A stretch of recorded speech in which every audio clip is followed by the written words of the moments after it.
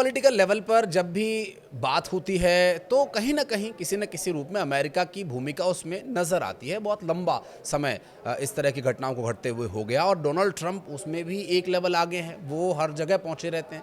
लेकिन इस बार जो वो प्रयास कर रहे हैं, ये प्रयास कितना सफल होगा और इसमें कितना समय लगेगा और वर्तमान परिस्थितियां किस ओर इशारा कर रही हैं, इन सभी विषयों पर बातचीत करेंगे इस पॉडकास्ट में। नमस्कार, मैं हूं आशीष त्रिपाठी आपके साथ। मेरे साथ है मेरे सहयोगी अंकुर त्यागी। अंकुर, एक बहुत बड़ा टॉपिक है रूस यूक्रेन का युद्ध, जिससे हर कोई चाहता है कि बहुत जल्दी से ख़त्म किया जाए, क्योंकि कई सारे देश इसमें प्रत्यक्ष और परोक्ष रूप से शामिल है। अभी जो हम हाल के दिनों में मुलाकात देख रहे हैं, डोनाल्ड ट्रंप ने अभी पहले पुतिन को बुलाया, अलास्का में बहुत अच्छे और गुड एनवायरनमेंट में बातचीत हुई। अब जेलेंस्की पहुंचे थे, ये बातचीत हुई, लेकिन सहमति बनती नहीं दिख रही है। बैठक लंबी लंबी चल रही है लेकिन सहमति नहीं बन पा रही है। नहीं आशीष, इसमें कई बातें हैं सामने आई हैं। जैसे पहले तो पिछली बार की जो मुलाकात थी जेलेंस्की की और इस बार की जो मुलाकात है, बॉडी लैंग्वेज, अटायर, यानी कि जो जेलेंस्की अब की बार सूट पहन वो के ड्रेस कोड वो ड्रेस कोड था, व्हाइट हाउस का ड्रेस कोड जी। था। तो ये तमाम ऐसी चीज़ें हैं जो काफ़ी बदल चुकी हैं और जेलेंस्की, मुझे लगता है कि जेलेंस्की को मनवाया जा रहा है कि आप मान जाइए, ज़्यादा पचड़े में मत पड़िए, क्योंकि मैं आगे आपको तफसील से बताऊंगा कि वो क्या क्या ट्रंप ने उन्होंने बीच में टोकते हुए कहा। तो इस बार ऐसा लग रहा है कि शायद कुछ सहमति बन जाए और इसमें रोल होगा ट्रंप का, क्योंकि ट्रंप को ऐसा लगता है कि अगर ये लड़ाई थमेगी तो ये मुझे ही थमवानी है, मैं ही इसका सूत्रधार हूँ।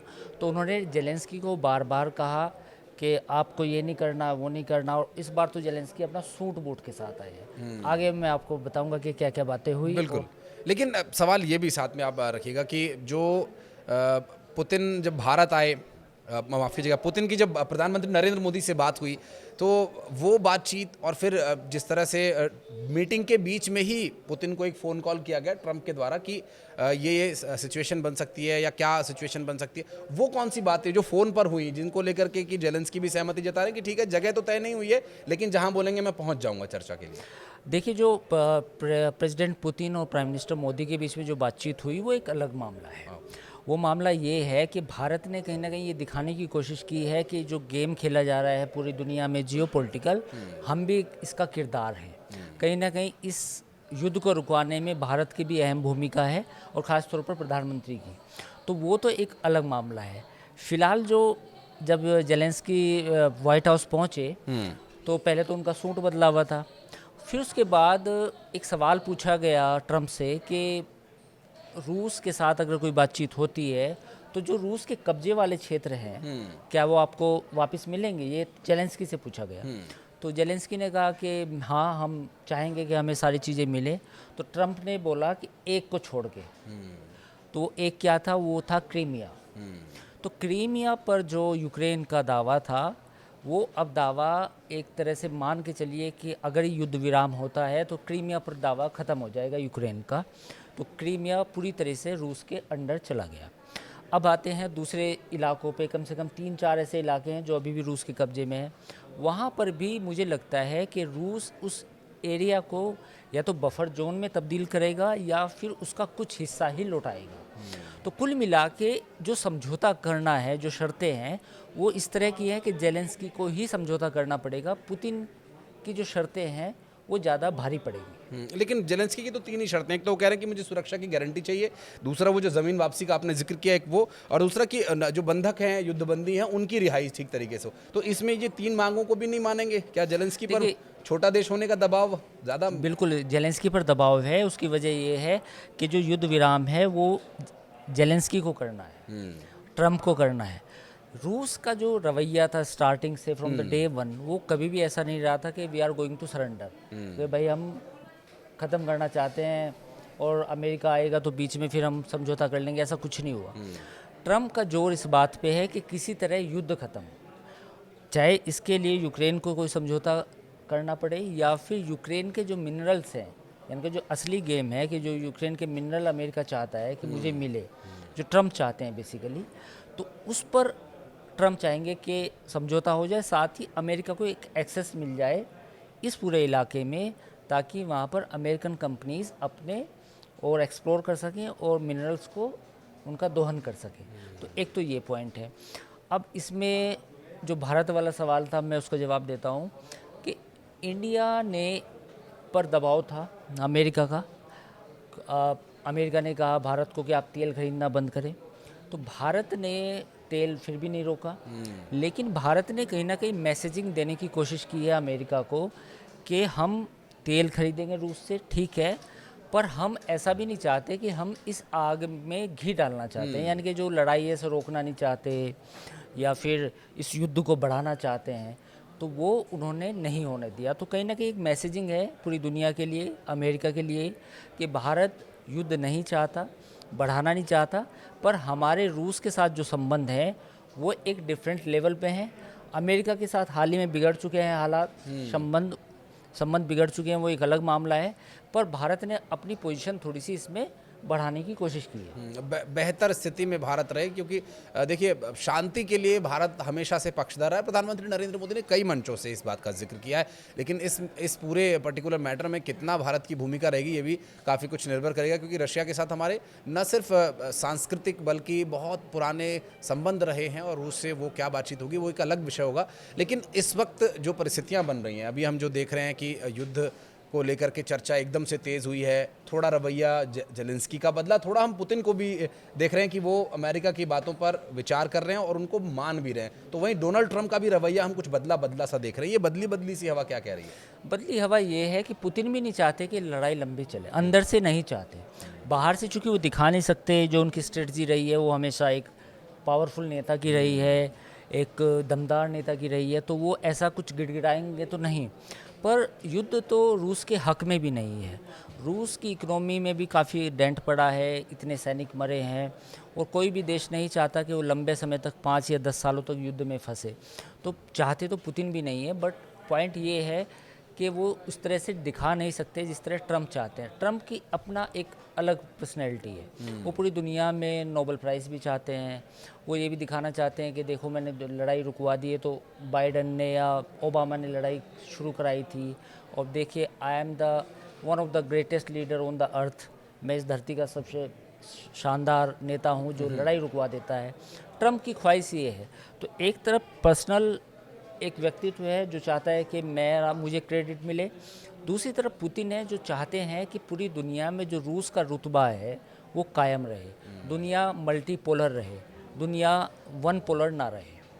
और इसका असर निश्चित रूप से दोनों के बीच हुई बातचीत का भी उस पर देखने को मिलेगा। लेकिन मॉस्को की मीटिंग के लिए जो निमंत्रण देके गए, बहुत ज़्यादा पॉजिटिव रिस्पांस नहीं था डोनाल्ड ट्रंप का। पर वो एक मास्टर स्ट्रोक था, क्योंकि जब प्रेसिडेंट ट्रंप ने कहा कि हम जल्द मिलेंगे, तो पुतिन ने उन्हें बीच में टोकते गया मॉस्को में।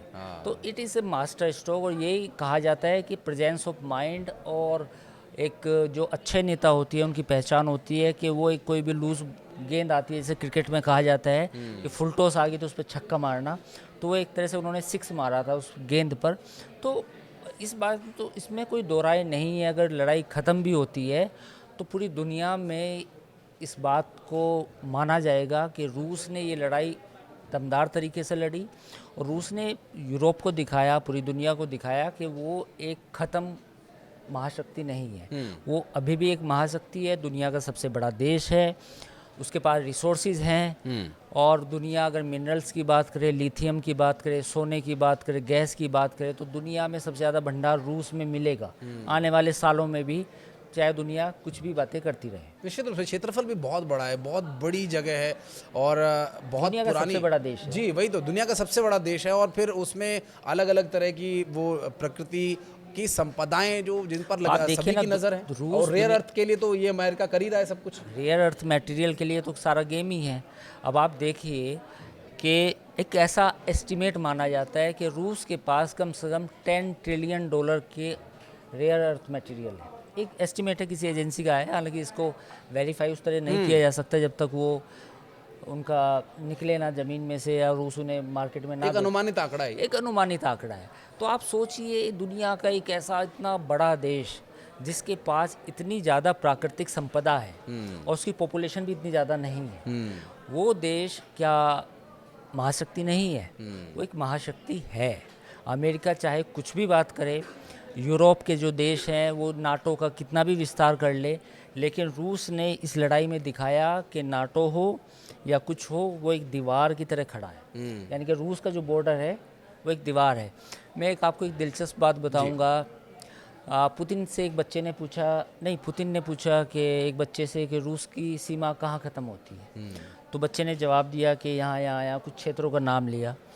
तो पुतिन ने उससे कहा कि जहाँ पर रूसी सैनिक के पैर पड़ते हैं, कदम पड़ते हैं, वो जगह रूस की होती है। तो ये एक मैसेजिंग थी पूरी दुनिया में बताने के लिए कि द्वितीय विश्व युद्ध हो, पहला विश्व युद्ध हो, उसमें भी रूस ने लड़ाई लड़ी। यूरोप को, जर्मनी की सेनाओं को हराया रेड आर्मी ने। तो जो रेड आर्मी की ताकत है, वो जो कॉमरेड बोल के जो लड़े थे 1945 में, तो वो रूस की ताकत आज भी कायम है। आप उसको डिनाई नहीं कर सकते। आप भले यूक्रेन के नाम लेके प्रॉक्सी जंग लड़े, यूरोप ने लड़ी है, अमेरिका ने भी लड़ी है, बट रूस ने दिखाया कि असली ताकत उसके पास मौजूद है। वो बात हमने पिछली मीटिंग में भी देखी। देखिए पिछली मीटिंग में ये सारे नेता नहीं आए थे, अब इस बार जेलेंस्की आए तो वो सारे नेता साथ साथ में चले आए। वो तो खैर ट्रंप ने पहले बुलाया था कि मैं पहले पुतिन से बात करूंगा, उसके बाद जो यूरोपियन नेता हैं वो आएंगे, प्लस जेलेंस्की आएंगे। तो ये तो इनको मनाने की कोशिश है। जेलेंस्की को समझाया जा रहा है कि भाई मान जाओ, यूरोप के नेताओं को कहा जा रहा है मान जाओ, ख़त्म करो। तो ये तो उस तरह समझाया जा रहा है मेरी बात हो गई है। जैसे मैं कह दूं कि आशीष से मेरी बात हो गई है, किसी का झगड़ा है आपके साथ कि भाई मेरी बात होगी आशीष से और तुम जो है मामले को निपटाओ। तो ये पूरा गेम तो अब ऐसे है। तो क्या ये माना जाए कि अब जो अब तक मुझे जो हुआ उम्मीद वो है। हुआ, अब आगे नहीं बढ़ना है इसमें? ये बिल्कुल, ये इस तरह हाँ, समझाने की कोशिश है? इस बार लग रहा है कि कुछ सहमति बने, कुछ सहमति बनने की उम्मीद तो है। ये एक टेबल पर जो आने की बात हो रही है, पुतिन एक तरफ और एक तरफ डोनाल्ड ट्रंप और एक तरफ बैठे होंगे जेलेंस्की, ये तस्वीर हम बहुत जल्द ये देखेंगे। हो सकता है, इसमें कोई मतलब मैं इससे इनकार नहीं कर रहा, क्योंकि जिस तरह अब जो हालात हैं इस मीटिंग के बाद, I am much more confident कि शायद बातचीत हो सकती है। मुझे वो विजुअल इमेजिन हो रहे हैं त्यागी जी, जो पुतिन अक्सर हमने जिन मीटिंग्स में पुतिन बोलना नहीं चाहते वो उनकी भाव भंगिमाएं हमने, इस मीटिंग में क्या संभावना होंगी? जेलेंस्की क्योंकि बहुत पॉलिटिकली बहुत ज़्यादा एक्सपीरियंस उन्हें नहीं है, तो उसके सामने जब पुतिन बैठा होगा तो वो इमेजिनेशन क्या होगी, वो विजुअल कैसे देखते हैं आप? पुतिन और जेलेंस्की जिस दिन मिलेंगे वो दुनिया की सबसे कीमती तस्वीर होगी। इस युद्ध खत्म होने की जब ऐलान होगा और पुतिन और जेलेंस्की हाथ मिलाएंगे तो वो तस्वीर आप फ्रेम कर सकते हैं हिस्ट्री में। हाँ, क्योंकि द्वितीय विश्व युद्ध के बाद, सेकेंड वर्ल्ड वार के बाद, यूरोप ने जो लड़ाई लड़ी है रूस के साथ, वो यही लड़ाई है। एक अक्सर मैं एक और आपको बात कोट शेयर करूंगा जी। किसी ने कही थी, नाम भूल गया मैं फिर से, ओशो ने कहा था ये, हाँ, ओशो ने, कि दुनिया में वर्ल्ड वार होगा, सेकेंड वर्ल्ड वार हो गया, उसके बाद की बात है, और लोग कहेंगे कि क्या तीसरा वर्ल्ड वार भी होगा? उसने कहा कि तीसरा वर्ल्ड वार नहीं होगा। जो बड़े बड़े देश होंगे वो छोटे छोटे देशों को भड़का कर लड़ाएंगे। तो जो थर्ड वर्ल्ड वार होगा उसकी सूरत ऐसी होगी, कोई तो छोटा देश आगे किया जाएगा और फिर छोटा देश आगे उसी किया की आड़ में ये लड़ाई लड़ी जाएगी, क्योंकि बड़े देश की देखिए रिस्पॉन्सिबिलिटी होती है। कहा जाता है ना, जैसा आपने कहा कि किसी दो लोगों की लड़ाई है तो हाँ, समझाइश के लिए बड़े लोग आपस में नहीं लड़ते, वो किसी छोटे कहते कि जाओ तुम लड़ो। वही तो ये स्थिति ज़रूर बनेगी। तो अब हम उम्मीद करते हैं वो जो महंगी वाली तस्वीर का आप जिक्र कर रहे हैं वो हमें जल्दी देखने को मिले, शांति बनी रहे और तरक्की का रास्ता खुला रहे। लेकिन जाहिर सी बात है कि शक्ति में ही शांति का रास्ता छिपा हुआ है। इस वीडियो में फिलहाल इतना ही, लेकिन इससे संबंधित कोई अगर आपका कोई सवाल है, कोई बात है, तो आप कमेंट सेक्शन में आके हमें ज़रूर बताइए। बहुत बहुत धन्यवाद अंकुर। नमस्कार।